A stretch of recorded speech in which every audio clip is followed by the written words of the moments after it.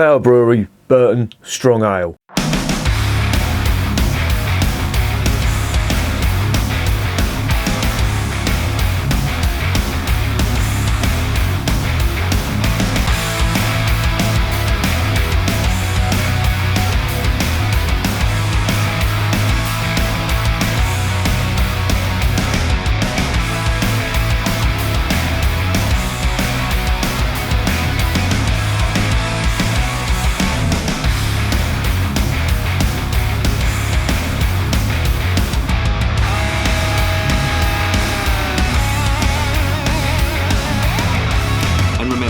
Life is too short to be drinking shitty beer.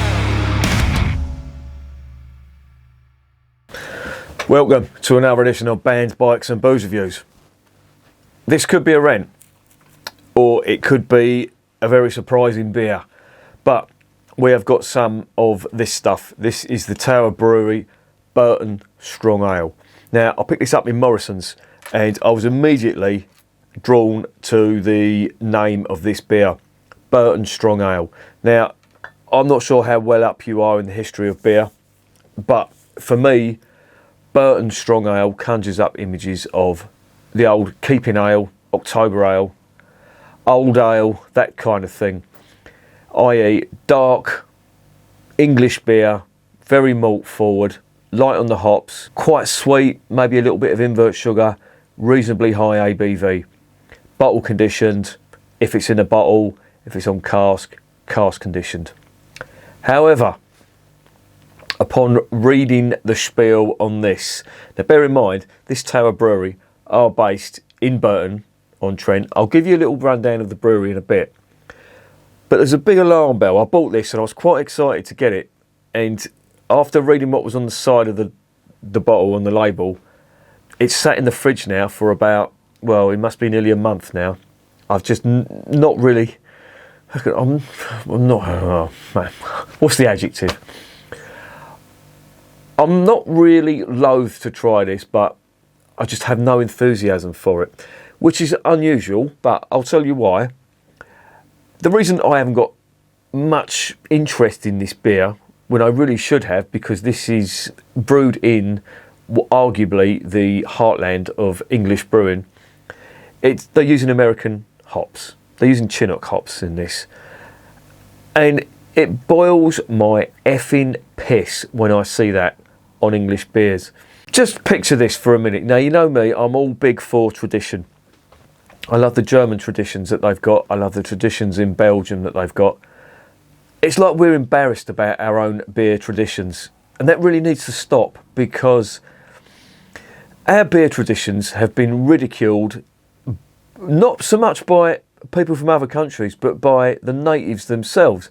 And I think a lot of it comes back to what was being sold in the 70s and 80s, which in my opinion was pretty bad beer. There was good beer out there, don't get me wrong, but a lot of it was crap, and it was brewed on big scales, and there wasn't much, how can I put this, there wasn't really much care taken for the consumer, or the consumer's products, or the drinking experience of the consumer. Hence the reason why CAMRA came about. Now, CAMRA, if you're not aware, is the Campaign for Real Ale, and that's been going since the 80s, or it could actually be the 70s, but it was basically, it was a kickback against the advent of kegged beer.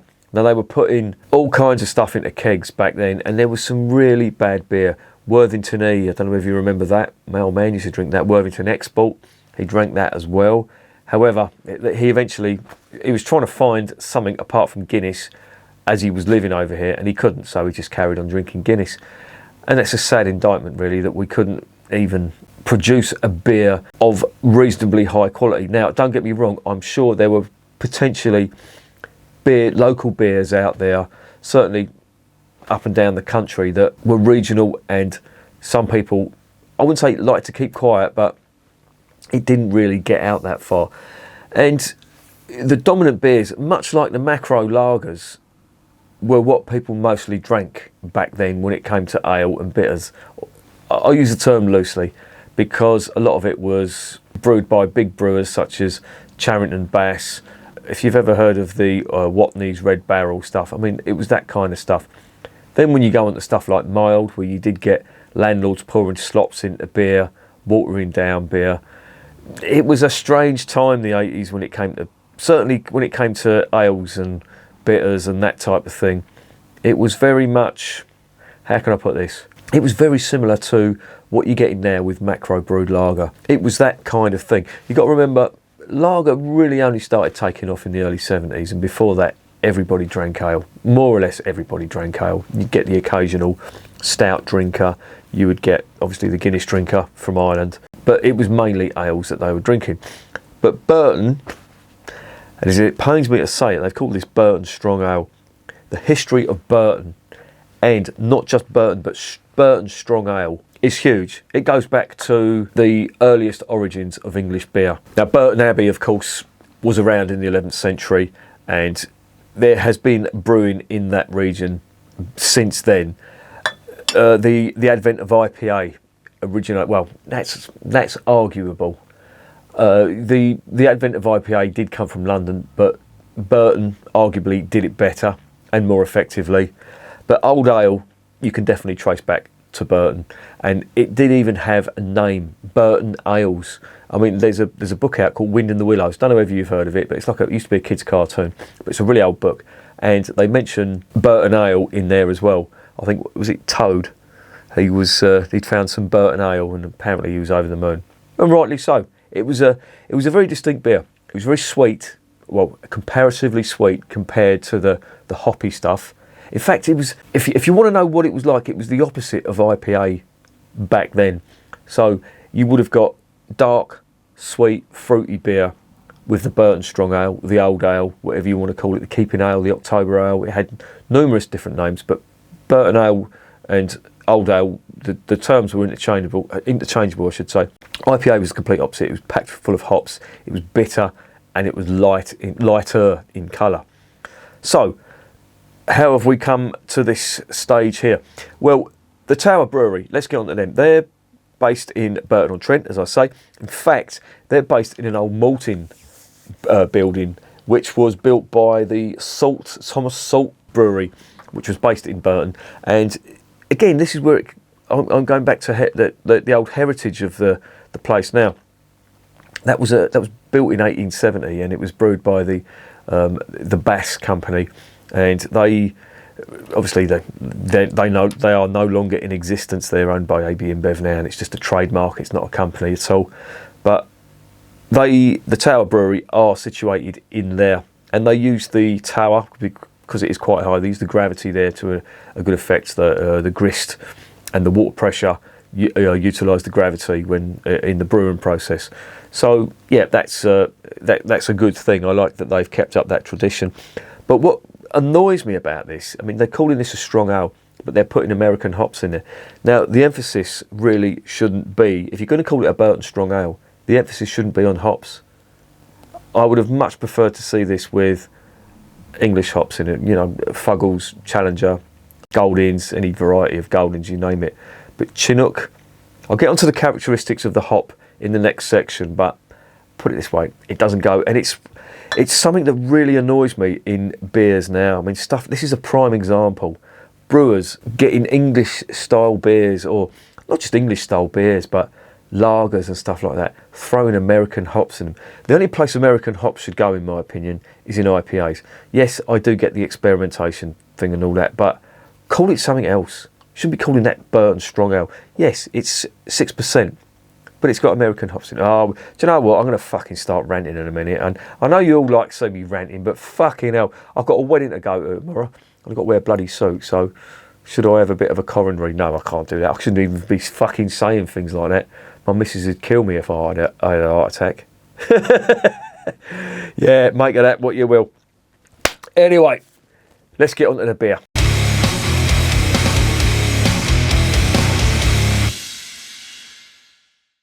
Right, this is a 500ml bottle. It's a Burton Strong Ale, but it's not, if you know what I mean. It's 6%. Now, let's read out the spiel on the back first, right? Burton-on-Trent created two famous strong beer styles, the Golden India Pale Ale. Well, that's not true. You could argue that originated in London. Burton-on-Trent didn't really create that. I would say they improved on it, but I think it's originally, well, could you say, well, no, I'm actually getting it skew-if now, aren't I? I'll let you decide on that. There is a case for it being originating in London, but if they're going to say that Burton created two famous beer styles, I'm not really going to argue with it because there is some kind of truth in that. But there you go. I mean, that's by the by. Burton-on-Trent created two famous beer styles. The Golden India Pale Ale for the long journey to the British Raj. It wasn't called India Pale Ale back then, it was called India Ale. India Pale Ale didn't come back to the mid to late 1800s. It was called India Ale back then, and it wasn't, well, I suppose it was for the British Raj. They did get that right actually, because most of the soldiers would be drinking porter, because contrary to popular belief, porter could make it to India perfectly fine without all the hops being packed into it. The hops were put into IPA just because of the bitter flavour. People like the bitter flavour, so don't let this myth be perpetuated that they had to put loads of hops in there to survive the journey to India. That is a complete and utter myth, and it has no place in brewing history. It was brewed for the long journey to the British Raj, and the amber red Burton Ale for the booming Baltic trade. Yeah, it was brewed for the Baltic trade, yeah, there is that, but it was also drunk at home as well. It was called a keeping ale, and it would be cask fermented by the landlord in the pub. And I've said this on a few occasions, but I'm going to repeat it here because they're making claims that are not untrue, but they're missing out a lot on history, on the history of Burton beers as well. I should do a video about Burton Ale, just on Burton Ale, because there's a whole video's worth, and some, as the Americans would say. But anyway, that's for another video. They're talking about amber red Burton Ale for the booming Baltic trade. The story of IPA is well known. It is, but there's a lot of fucking myths. American brewers took it, packed it with their own powerful, fruity and bitter hops. They should never have fucking done that. And influenced contemporary British brewers to do the same. Why, I will never fucking understand. There was no need to do it. And they should be calling it IPA, they should be calling it American Ale. Oh, I can feel the fucking blood pressure rising. I've got a wedding tomorrow, and I can't have a heart attack because my missus will murder me. Tara Brewery has now given Burton Ale the same treatment. You fucking traitors! An authentic pure malt beer brewed with American Chinook hops. Tower Burton Strong Ale has the traditional powerful Burton Ale flavour with a fruity, citrus, spicy finish to craft a very Moorish modern beer. Serve cool, but not cold. This is cool, as in the temperature. Not so cool, what they're doing. But I could be proved wrong. I'd love to be proved wrong, in fact. I really would.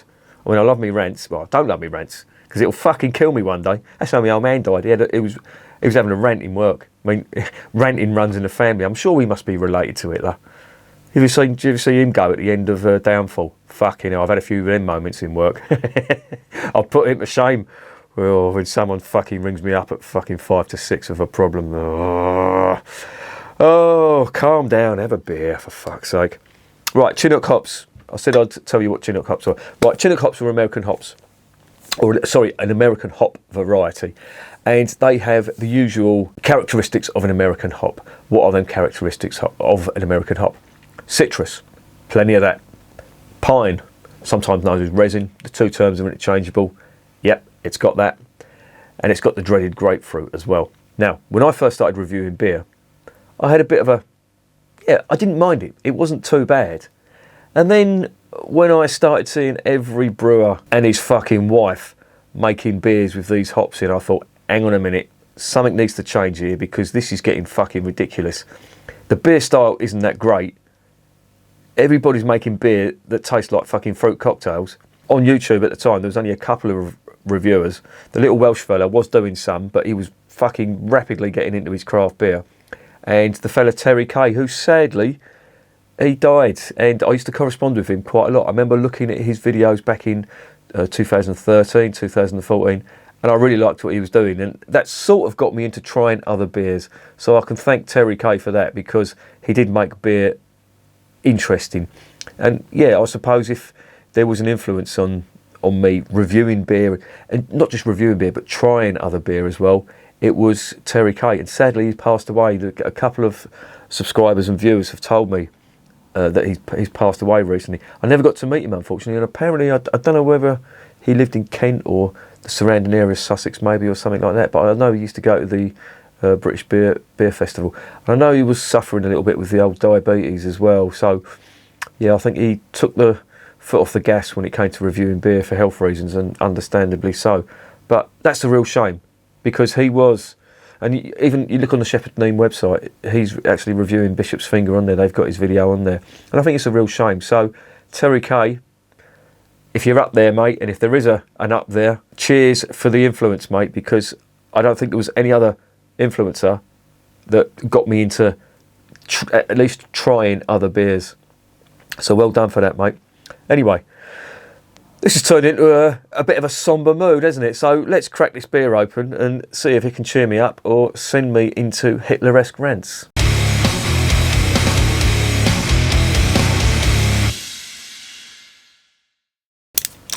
Right, I must say, I do like that cap. It's got like a red cross on it, blue cap, red cross, and I think that could allude to the Burton Abbey, maybe, I don't know, but we shall see. It's all about the beer. Now, it says to serve this cool but not cold, and that is exactly what this is. It is just a little bit cooler than cellar temperature. I took it out of the fridge, I was doing a few bits and pieces, and I let this just warm up slightly. Look at that head's really dissipating quickly. That's not a good sign. I know it's 6%, but it's got wheat in here as well. So, well, that head's gone there. Oh, bugger. That is not a good sign. Let's see what the aroma's like. Oh, I may have to take all that back, because that smells fucking epic.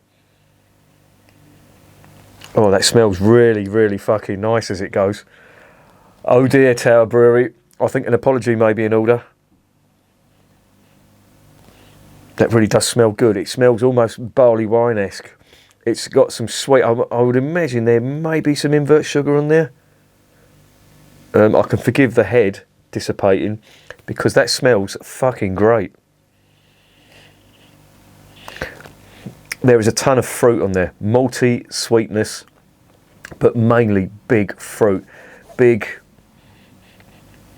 raisin. There's even a whiff of ethanol on there too, which is making this really interesting. Have I been too hasty? Have I been too bigoted even when I see American hops? That aroma is fucking fantastic. Wow. This is going to make me look stupid. But do you know what? I fucking love it when this happens. That aroma's great. Please, please, please do not let me down with the flavour.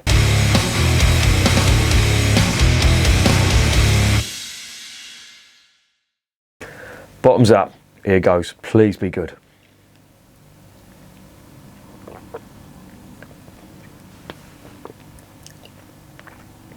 Oh, that is fucking superb. I take it all back. Forget everything I've just said. That is fucking brilliant. That's really, really nice. And I feel like a fool now, but in a good way. I love being proved wrong. That is brilliant, and that really does encapsulate what Burton beer and what English beer really should taste like. I'm still getting the finish on this now. Wow. Let me dive in again.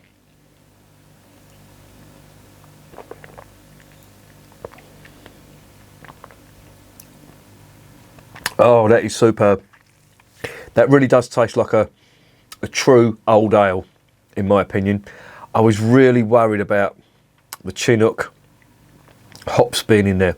You can't get them. You can't get any of that flavour whatsoever. It really does taste like an old ale should. And it's a shame that this has got away from me because it's lovely. It's packed full of sweet malt, lots of fruit, and it's almost, sometimes when I try a barley wine, a good barley wine, I get like a sherry type aroma, and that's here. That really is on that aroma. But it's just all about the malt on this. It really is. You can tell it's a strong beer as well. There is a slight trace of ethanol, but it's very, very sweet. When you compare it to other beers, I'm sure there must be some invert sugar in it, and whatever they've done, they've got it fucking spot on.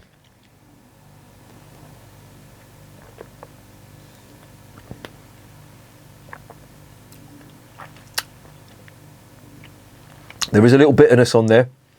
I can get the grapefruit trying to jump out, but it can't because the malt is just overpowering it, and the big fruit on that really is taking over.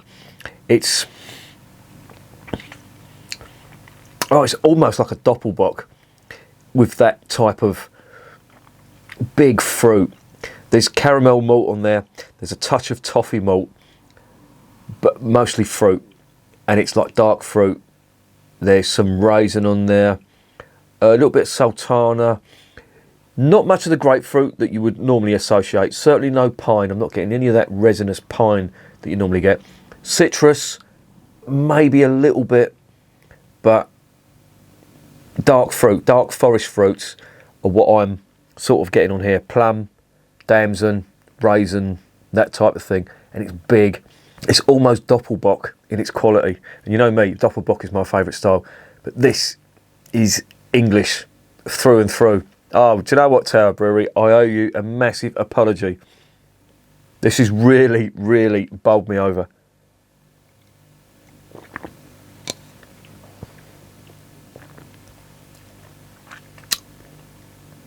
Oh, do you know what you should have done? You should have gone the whole hog and made this a barley wine. Got it up to 8 or 9%. Put it in a 330ml bottle. I would buy fucking loads of this. Do you know what? I don't know whether Morrison's have got any of this stuff left. Oh, I am so gutted, and that is my own fault because I saw them American hops in there and it just really put me off. And I remember looking at it in the fridge disdainfully thinking, ugh, Burton Ale with American hops. It just goes to show I really shouldn't do that. I really shouldn't have these bigoted views when it comes to American hops. Well, that's not true actually, because I think this is the first time I've actually been proved wrong to such an extent where it's the exact opposite of what I thought it was going to taste like. I had visions of this being like a sort of an amber, citrusy beer, quite American influenced with, you know, that resinous pine and grapefruit, almost like a fruit cocktail with a bit of malt underneath it. It's anything but. This is all about the malt and it's all about the fruit. The hops are incidental, but if they're making a contribution to it, it's only improving it. Because this, it may not look much, it looks, well, to be honest, it looks like a sort of glass of Enver-cream sherry or something like that. But I'll tell you something, this is fantastic.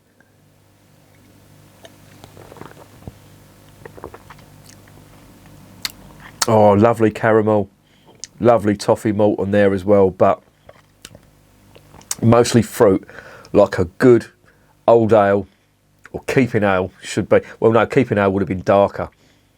But for me, that is a classic Burton Ale. They have got that absolutely spot on. That is Burton Strong Ale to a T. It fits that old ale description. Maybe a little lighter for a true old ale. You know, when I'm talking old ale, I'm talking stuff like the Old Peculiar, even the Old Roger from, from Marston's, that type of thing. A dark, almost like a mild looking beer, but obviously higher in ABV, very malt forward. Very slight roasted notes there should be on it, in my opinion, as there is with the Old Peculiar, but it has got quite a bit of invert sugar on it, as I think this has as well, because there is a sweetness to it. It's almost like a, as I say, it's like a sherry sweetness, bordering on a barley wine. But I'll tell you what, that is fucking amazing, and it had blown me away, and I really should rein it in, because it's 6%, and I've got a wedding tomorrow, and I can't be pissed going to a wedding. I've got to drive tomorrow as well. I'm leaving my car there. I'm going to have a beer. I didn't go down and get the Spartan from Aldi, unfortunately. I was running around. I bought a bass amp today, a 6x10 bass cabinet. That, believe me, is going to make some fucking trousers flap. I just had a go at it in the studio, and I think the whole fucking neighbourhood's heard it. To say it's loud is an understatement. There you go. I digress. Oh, I'm going to take one mouthful of this, and then I'm going to give him a final summary of the flavours, and then I'll get on to the verdicts.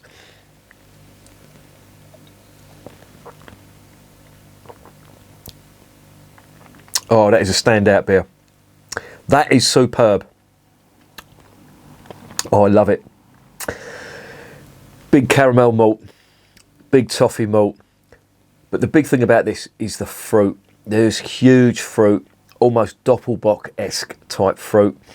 There is a little trace of alcohol, ethanol, whatever you want to call it, but it's not big. Some people who aren't accustomed to this style, and I'm not knocking you, you may like it. Some people may find this a little, what some people with an untrained palate, and I really don't say that condescendingly, but they may think of this as a little bit syrupy. It's not syrup at all. That is top quality invert sugar. I think it is. They haven't put it on the ingredients, but to get it that sweet, I think they put a little bit of invert sugar, but they have got it fucking spot on. This is brilliant. I'm loving it. Oh, it's so good, and I've got to put it down.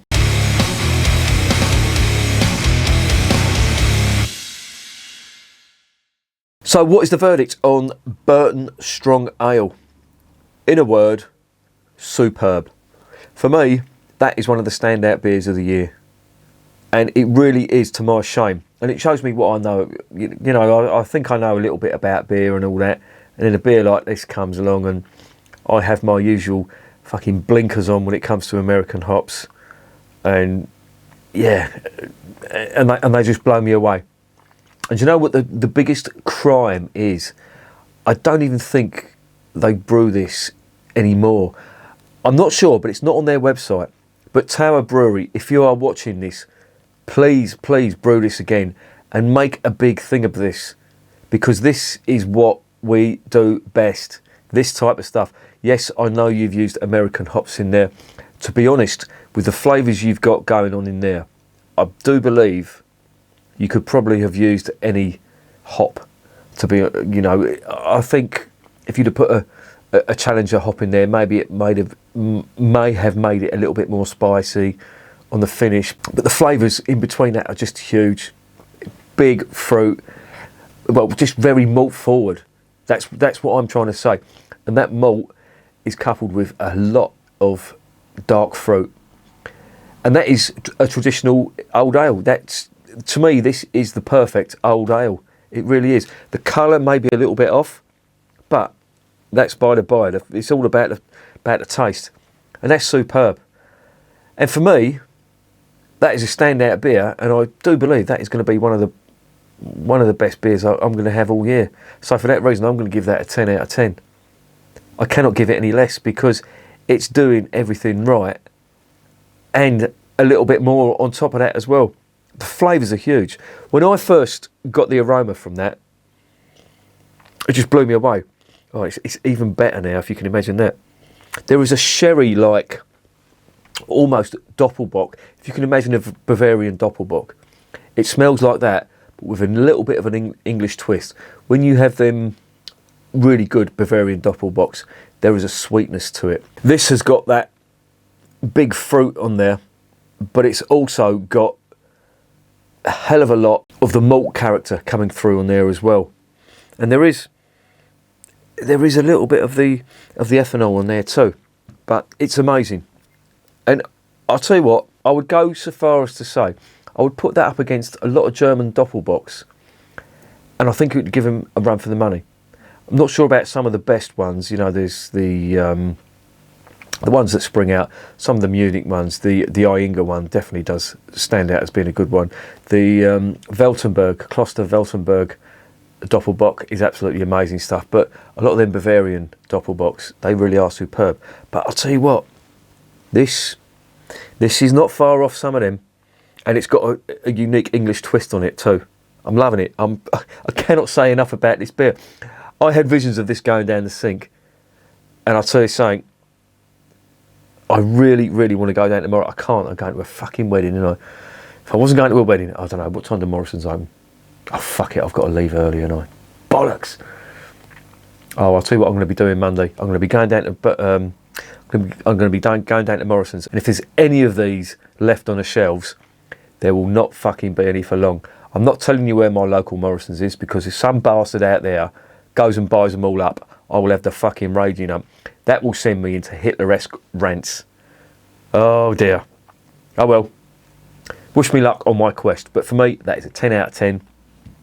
Tower Brewery, I take it all back. I owe you an apology. I apologise unreservedly. I should never have doubted you. Coming from Burton, I don't think anything less as good as that would be tolerated. But it's superb. I urge you, if it's still available, Burton Strong Ale by Tower Brewery. Fucking get some, because you will love this. And Tower Brewery, if you're out there, you need to be doing more of this, and you need to be making a big thing out of this, because this is fucking superb. It's one of the best beers I've tried this year from the UK. And remember, just like this stuff, beer is working class champagne.